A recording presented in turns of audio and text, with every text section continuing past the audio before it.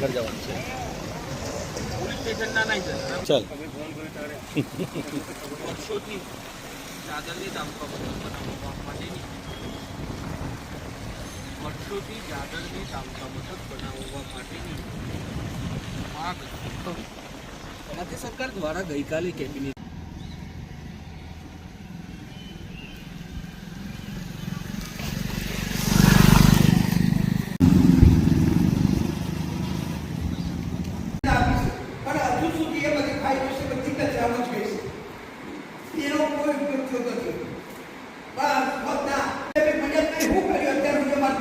हमारे विभाग की जिला तो मैं अत्यार में हमारे पास सारा हमारा ये तालबन मांगी है तालबन मांगी है सब इधर तालबन पश्चिम पर पूर्व पट्टा में उत्तर बाजू पक्का है जो एकदम अगुण जो लोग तो लेवुआ से क्या कई लेवा मतलब कई बात है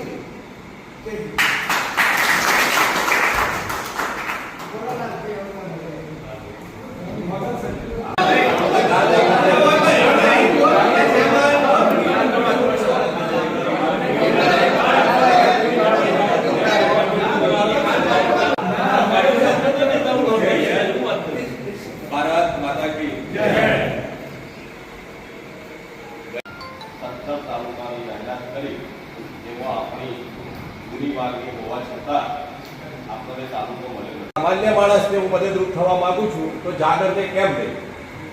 ઈડર એક મોટો તાલુકો છે તો એ મોટા તાલુકાનો જો એક ભાગ પડી ગયો છે લગભગ 68,000 થી 70,000 મતદારોનો જો એક ભાગ થાય છે અને આ લોકોએ હજી કોઈ એવી ફાઇલે બનાવેલી નથી કે કોઈ એમના મહેસૂલ એ કરી શકે. આપણા બધે ચૂંટાયેલા છે એટલે આપણા ઉપર અત્યારે શાસન કરવા એ રીતના કરે છે કે જાણે હુકમ સાહેબ ચલાવતા હોય ને એવું કરી શકાય. છતાં પણ ગઈકાલે એવું જાહેરમાં બધાને કહી દીધું કે હું ભારતીય જનતા પાર્ટી છોડવાનો મારો સમય આવી ગયો.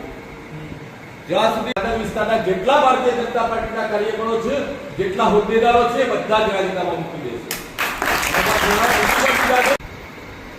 તાલુકાની લડત માટે આપણે દરેક ગામના ગ્રામ પંચાયતોના પહેલા ઇન્કમ લેટર મેં લીધા ને તો ઉપરથી અમને એવું કે બધું મોકલી દીધું પણ ઇન્ટર વાળા તમને એવું છે કે જો નાના તાલુકો બની જશે તો અમારી વેલ્યુ ઘટી જશે.